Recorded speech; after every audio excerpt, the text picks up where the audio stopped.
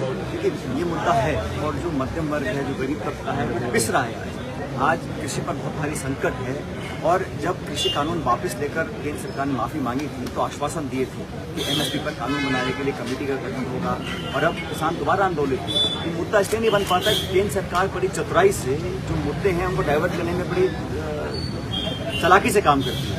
तो विवादित मुद्दे हैं, धर्म के हैं, जाति के हैं, मंदिर मस्जिद के हैं और ऐसे मुद्दों को हवा देने का काम केंद्र सरकार करती है ताकि ये जो वास्तविकता के मुद्दे हैं, जो जमीनी मुद्दे हैं लोगों के, वो एक पॉलिटिकल इशू ना बने। लेकिन देश के लोग समझ गए हैं कि महंगाई के खिलाफ भाजपा जब विपक्ष में थी तो क्या क्या नारे देते थे, क्या धरने करते थे।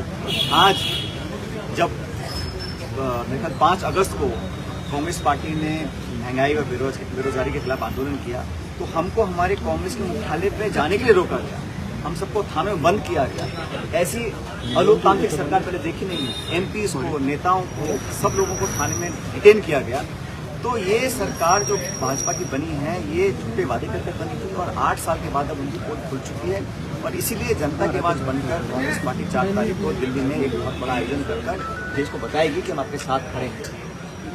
इसी के साथ साथ 7 सितंबर को कन्याकुमारी से राहुल गांधी जी के नेतृत्व में हम लोग भारत जोड़ो यात्रा का आयोजन कर रहे हैं और इसमें आपको जानकर खुशी होगी कि इस आयोजन में लगभग 3,500 किलोमीटर पैदल कांग्रेस पार्टी राहुल जी के नेतृत्व में हम लोग चलेंगे कन्याकुमारी से कश्मीर तक और इसमें लगभग 12-13 राज्यों में से यात्रा निकलेगी।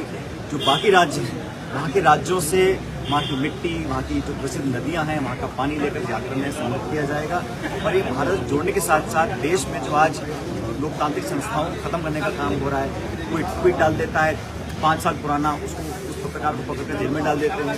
जो एक महंगाई, भ्रष्टाचार और डेमोक्रेटिक इंस्टीट्यूशंस को खत्म करने का जो एक मुहिम केंद्र सरकार चला रही है, उसके खिलाफ भारत की जो हमारी मूलभूत हमारी जो भावनाएं हैं, संविधान की जो हमारी प्रिंसिपल्स हैं, उनको रोकने के लिए, बचाने के लिए भारत जोड़ो यात्रा निकल रही है और शायद इसी का परिणाम है कि भाजपा बहुत बौखलाई हुई है और तमाम इश्यूज को साइलेंट करने में वो पूरी ताकत लगा रही है। लेकिन 7 तारीख को कन्याकुमारी से राहुल गांधी जी 6 को वहाँ आएंगे और जहाँ राजीव गांधी जी का जहाँ को असैसिनेट किया था तमिलनाडु में, वहाँ जाने का कार्यक्रम है। फिर कन्याकुमारी जो अंतिम छोर है भारत का, वहाँ से पद यात्रा चालू होगी और ठीक कश्मीर तक आएगी। लगभग 3,800 किलोमीटर की यात्रा है। उसमें भी देश भर के लोग राहुल जी के साथ चलेंगे, हम सब लोग उसमें पार्टिसिपेट करेंगे और एक लोगों की भावनाओं को, अलग अलग जाति, धर्म, समुदाय, पृष्ठभूमि के लोग, अलग अलग राज्यों के लोग जुड़कर एक एकता का संदेश देंगे। भारत को आज़ाद हुए 75 साल हो गए हैं और मैं समझता हूँ कि सही समय है देश में एकता का, एकजुटता का, प्यार, मोहब्बत, भाईचारे का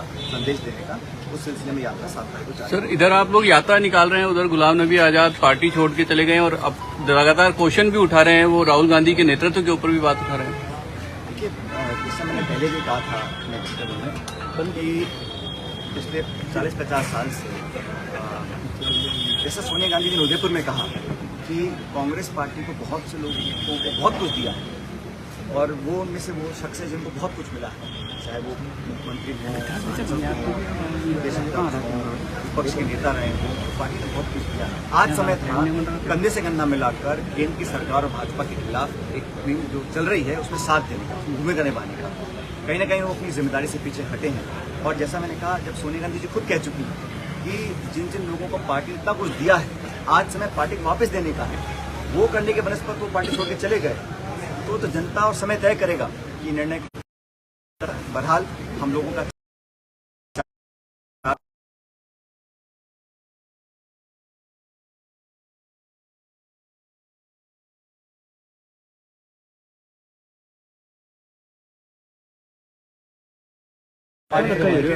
वोट डालेंगे, वो चुनाव जीत कर आएगा।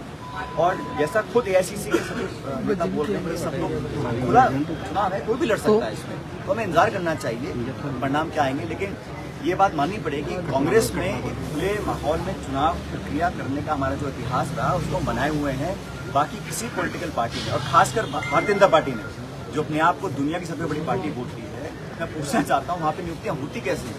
अध्यक्ष को कौन चुनता है, कौन नामांकन भरता है? वो नॉमिनेशन फॉर्म मैंने आज तक देखा नहीं बीजेपी का कि पर्चा भर के अपनी उम्मीदवारी प्रस्तुत कर रहे हैं। तो कांग्रेस में हो रहा है और ठीक है, लोग अपनी अपनी राय दे रहे हैं, लेकिन अंत में मुझे लगता है अक्टूबर के महीने में स्पष्ट हो जाएगा कि कौन कांग्रेस पार्टी का अध्यक्ष है। गैर गांधी बनने जा रहे हैं सर। रिपोर्ट आई है उसके अंदर क्राइम में राजस्थान नंबर 1 था, जयपुर नंबर 2 पर, वो भी महिला अत्याचार को लेकर। मैंने भी वो रिपोर्ट देखी है और मैं समझता हूँ ये मामला बहुत चिंताजनक है कि जो दलितों के खिलाफ, आदिवासियों के खिलाफ, महिलाओं के खिलाफ घटना है उसमें वृद्धि हुई है। इससे मैं समझता हूँ जो हमारा एससी आयोग भी है उसको भी एक संवैधानिक दर्जा दिया जाना चाहिए। अनेक राज्यों में उसको कॉन्स्टिट्यूशनल दर्जा प्राप्त है और हमारा जो एससी का आयोग है उसको भी कॉन्स्टिट्यूशनल दर्जा मिलना चाहिए और पूरी सरकार को मिलकर काम करना चाहिए कि हम इस मामलों में कैसे कंट्रोल लाएं और न्याय लोगों को समय पर मिले, वो बहुत जरूरी है। और किसी में इतनी हिम्मत ना हो कि गरीब दलित महिला पर अत्याचार करने की हिम्मत कर सके, वो माहौल हमको निर्मित करना पड़ेगा। जब जालौर में गया था तब भी ये कहा था कि सिर्फ कानून बनाने से या लेजिस्लेशन लाने से लोगों के जहन में डर नहीं बैठता। अपने एक्शन से एक वातावरण हमको ऐसा बनाना पड़ेगा कि कोई भी व्यक्ति ये हिम्मत ना कर सके कि बच्चों पे, दलितों पे, आदिवासियों पे इस तरह का कोई आक्रमण कर सके, अत्याचार कर सके। वो जिम्मेदारी हम लोगों की है, उसमें पूरी ताकत से सरकार काम करेगी और भविष्य में समझ हालत को बेहतर बना सके। सर, छात्र संघ चुनाव में कांग्रेस की जो अभी इकाई है एनएसयूआई, प्रदर्शन बहुत अच्छा नहीं रहा। क्या युवाओं का मुंह भंग हो रहा है पार्टी में? देखिए, चुनाव जो हुए उसमें ये बात सही है कि एनएसयूआई को बहुत सफलता नहीं मिली। इस पर भी हम लोगों को चिंता करनी चाहिए कि कहाँ कमी हुई। कैंडिडेट सिलेक्शन में, प्रचार में या अपनी सरकार की कामयाबियों को, हमारे 4 साल के लगभग कार्यकाल को जनता के सामने कैसे लेकर गए या नहीं गए। तो नौजवान, देखो, इस प्रदेश का बहुत बड़ा हिस्सा है मतलब और देश में तो नौजवानों की जो भावनाएं हैं, उनकी जो सोच है, उनकी जो उम्मीदें हैं, उनकी जो अपेक्षा है हम लोगों से, उसको हम कैसे पूरा कर पाएंगे। कि लगभग 14 जगह चुनाव हुए, वहाँ सफलता नहीं मिली, तो ये एक निश्चित रूप से इस पर पार्टी को भी और छात्र संघ का हमारा संगठन है उसको भी चिंता करनी चाहिए कि ऐसे परिणाम क्यों आए। क्योंकि जब पहली बार ये बहुत सालों के बाद ऐसा हुआ कि कोई भी चुनाव नहीं जीत पाए। लेकिन जैसे मैंने कहा, युवा देश की आने वाले भविष्य की उम्मीद है और उन युवाओं की सोच के अनुरूप हम लोगों को काम करना चाहिए। संगठन को भी सरकार है। सर,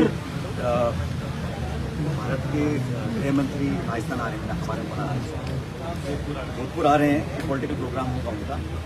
सवाल ये है कि जिस मुद्दे को लेकर प्रधानमंत्री जी अपने आप को कमिट कर चुके हैं, टीआरसीपी का प्रोजेक्ट है, 12-13 जिलों के अंदर पानी की समस्या